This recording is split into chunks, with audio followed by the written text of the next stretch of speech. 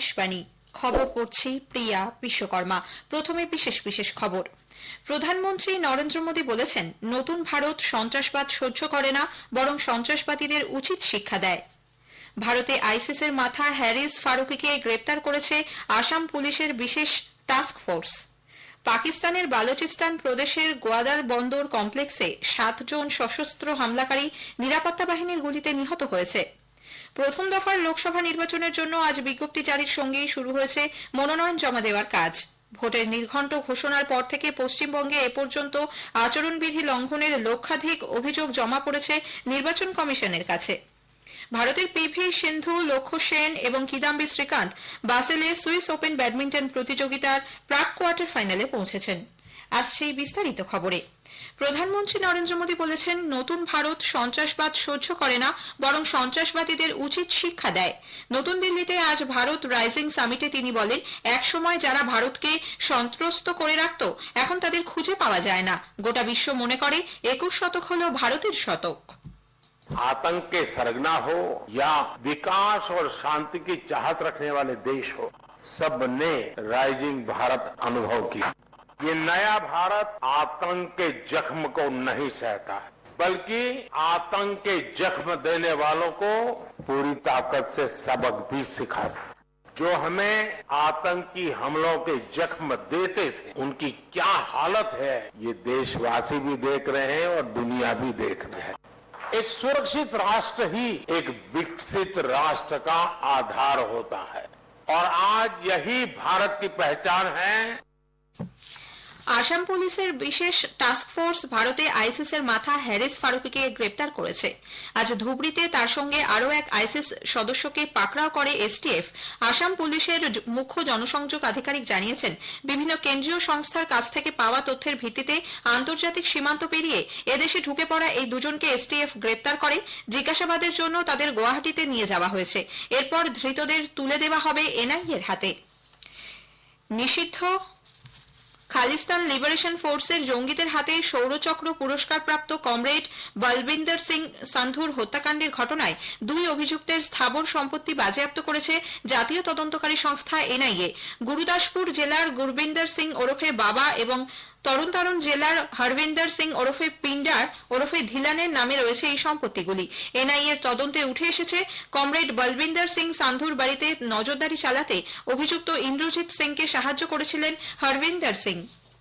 পাকিস্তানের বালুচিস্তান প্রদেশের গোয়াদার বন্দর কমপ্লেক্সে 7 জন সশস্ত্র হামলাকারী নিরাপত্তা বাহিনীর গুলিতে নিহত হয়েছে। সরকারি সূত্রে জানা গেছে, এলোপাথারি গুলি ছুটতে ছুটতে হামলাকারীরা আজ জোর করে বন্দরে ঢুকে পড়ে। একাধিক বিস্ফোরণের আওয়াজও শোনা যায়। বালুচিস্তান লিবারেশন আর্মি বিএল-এর মাজিদ ব্রিগেড এই হামলার দায় স্বীকার করেছে বলে স্থানীয় সংবাদ মাধ্যম জানিয়েছে। উল্লেখ্য, পাকিস্তানে বিশেষ করে খাইবার পাখতুনখোয়া ও বালুচিস্তান প্রদেশে গত 1 বছরে সন্ত্রাসবাদী কার্যকলাপ অনেকটাই বেড়েছে। প্রধানমন্ত্রীর ভুটান সফর স্থগিত রাখা হয়েছে। 2 দিনের রাষ্ট্রীয় সফরে আগামীকাল তাঁর রওনা হওয়ার কথা ছিল। পারো বিমানবন্দরের আবহাওয়া পরিস্থিতি প্রতিকূল হওয়ার কারণেই সফর স্থগিত করা হলো বলে জানানো হয়েছে।